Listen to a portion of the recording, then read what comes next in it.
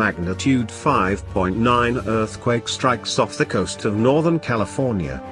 A magnitude 5.9 earthquake was reported Sunday evening at 7:59 p.m. Pacific Time 60 miles from Fortuna, California, centered off the north coast in the Pacific Ocean, according to the U.S. Geological Survey.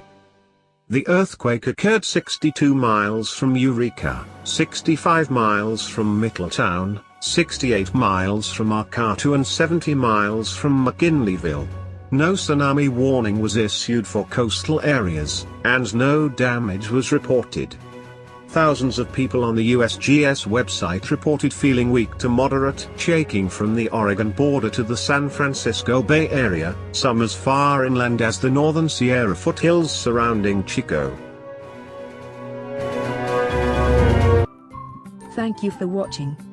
Please subscribe to us on YouTube. If you like, donate to us, visit home on the page PayPal.